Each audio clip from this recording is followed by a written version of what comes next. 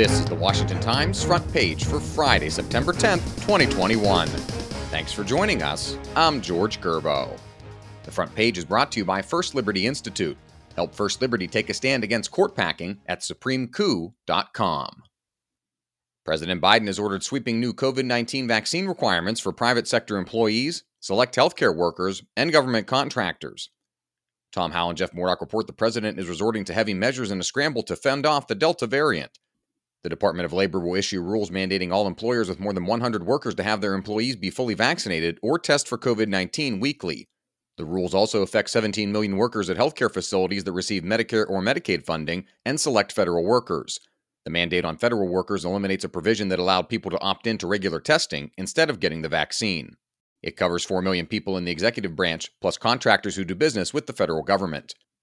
The president said he's tired of pleading with the 80 million or so unvaccinated Americans who are eligible but refuse to roll up their sleeves and now represent a minority of the country. Some Republican leaders, as well as some labor union heads, think that the mandates go too far.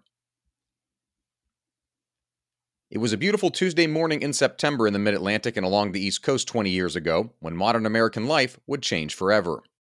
We remember and never forget the events of September 11, 2001, attacks by terrorists on the World Trade Center, the Pentagon, and the thwarting of a third attack by airplane passengers in a southwestern Pennsylvania field. Military reporter Mike Glenn spoke with multiple soldiers and workers who were at the Pentagon that day and shared their reflections with him after Flight 77 slammed into the Pentagon's southwest wall. And Tom Howell looks at one of the most notable charity efforts to emerge after the attacks, Tunnel to Towers.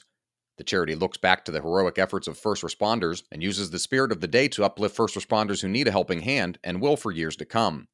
Since its founding in 2001, Tunnel to Towers has provided or will deliver 450 homes to wounded military members and first responders who need smart features such as adjustable sinks and automatic doors. It also provides mortgage-free homes to families who've lost someone in the war or in the line of duty.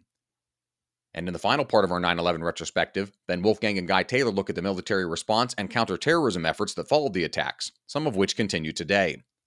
Within a month of the attacks, a U.S.-led coalition toppled the Taliban government in Afghanistan and began waging war on al-Qaeda, though the group's leader Osama bin Laden initially escaped America's grasp. He was killed by U.S. Special Forces during a raid at his Pakistani compound a decade later, in 2011.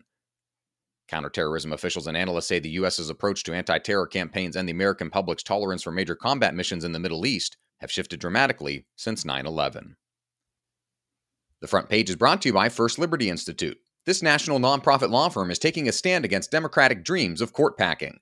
They've written a letter telling President Biden's Supreme Court Commission to reject this brazen scheme. And now, prominent leaders, plus more than 100,000 Americans like you, have joined their coalition. Franklin Graham, former Attorney General Ed Meese, Dr. James Dobson, plus organizations like the American Policy Association, Concerned Women for America, and the Heritage Foundation are all on board. Now, it's up to you. Sign your name with these leaders by September 15th at supremecoup.com. That's supremecoup.com. First Liberty Institute. May God bless America.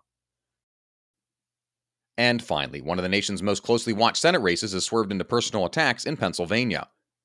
Dave Boyer reports Republican real estate developer Jeff Bartos has publicized what he calls disqualifying restraining orders against rival Sean Parnell in a divorce case.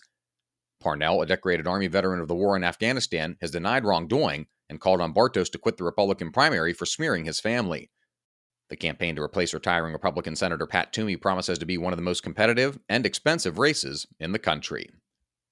Find all of today's front page stories at WashingtonTimes.com/frontpage or on the Washington Times app. And follow the Front Page podcast for free on all your favorite podcast platforms. Just search Washington Times. You can also follow us on Twitter and Instagram at Wash Times for breaking news, sports, commentary, and more. For the Washington Times, I'm George Gerbo.